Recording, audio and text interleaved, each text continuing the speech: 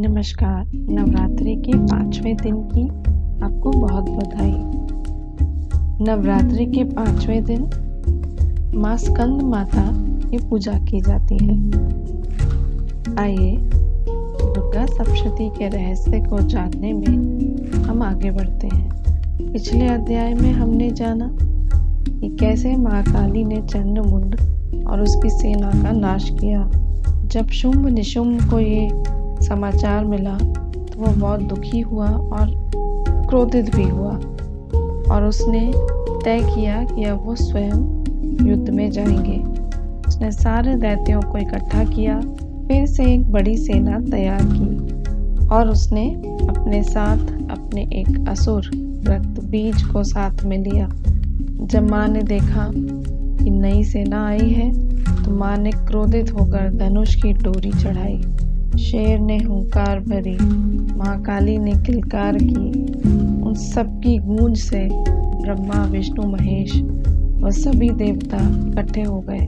उन सभी देवताओं के अंश से और देवियों ने रूप धरा। ब्रह्मा से ब्रह्माणी आई, विष्णु से वैष्णवी आई, महेश से महेश्वरी आई, इंद्र से इंद्राणी आई, नरसिंह से नरसिंही आई, वाराह से वाराही आई। तब माँ ने शिव जी से कहा कि आप मेरे दूत बनिए और इसीलिए माँ शिवदूती भी कहलाई। शिव जी ने एक आखिरी बार शुंभ निशुंभ से जाकर ये कहा कि तुमसे कह रहे हैं कि तुम क्षमा मांग लो, नहीं तो तुम्हारी मृत्यु हो जाएगी। शुंभ और निशुंभ इतने अभिमानी थे कि उन्होंने शिव जी की बात नहीं मानी। उन्होंने माँ पर आक्रमण कर दिया। माँ के सभी रूपों ने, सभी देवियों ने दैत्यों का सेना का संहार कर दिया।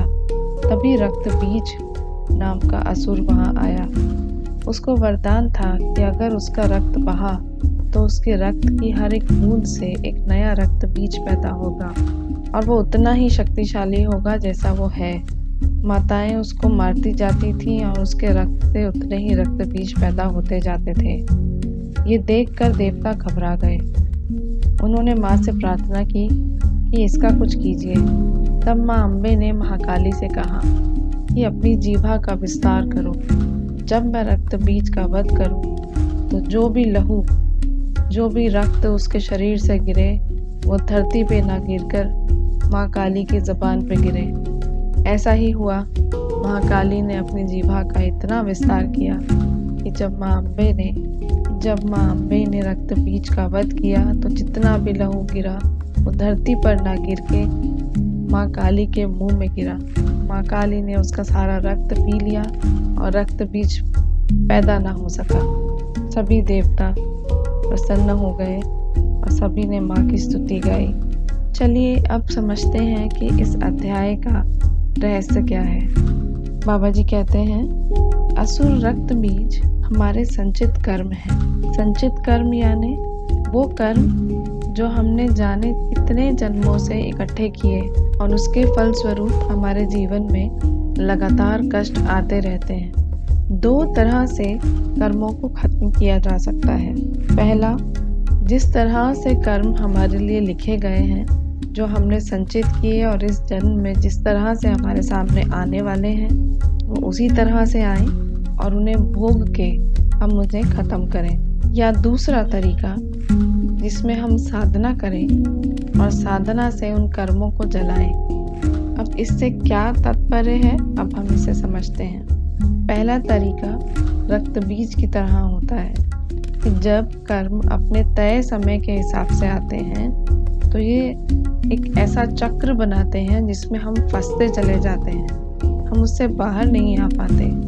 तो कोई कर्म हमारे सामने आता है, जैसे हमारे साथ कुछ बुरा हो जाए या हमारा किसी के साथ संबंध खराब हो जाए, तो ऐसे में क्या होता है, उस कष्ट को तो, उस दुख को तो हमको भोगना पड़ता ही है, लेकिन उसके साथ हमारे और कितने नए कर्म पैदा होते हैं। हम दुखी होते हैं, हम नाराज़ होते हैं, हम अपशब्द कहते हैं, हम लंबे समय तक कष्ट में रहते हैं, अपने आप को नुकसान पहुंचाते हैं, दूसरों को भी कष्ट देते हैं। ऐसे करते हुए जाने कितने नए कर्म पैदा होते हैं।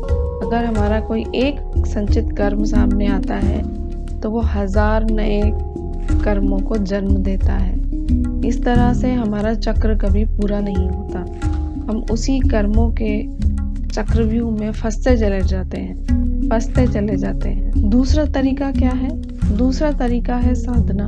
जब हम साधना करते हैं, माँ शक्ति को अपने अंदर जागृत करते हैं, तो हमारे चक्रों में फंसे हुए हमारे संचित कर्म जलते जाते हैं। माँ शक्ति की तेजी से, माँ शक्ति की अग्नि से फलित होने से पहले ही जल जाते हैं और हम एक ही जन्म में मोक्ष की ओर अग्रसर होते हैं। इसलिए चाहे आप खाना भूल जाएं, चाहे आप सोना भूल जाएं, लेकिन साधना करना ना भूलें। माँ शक्ति को अपने अंदर जागृत कीजिए और अपने संचित कर्मों को इसी जन्म में समाप्त कीजिए।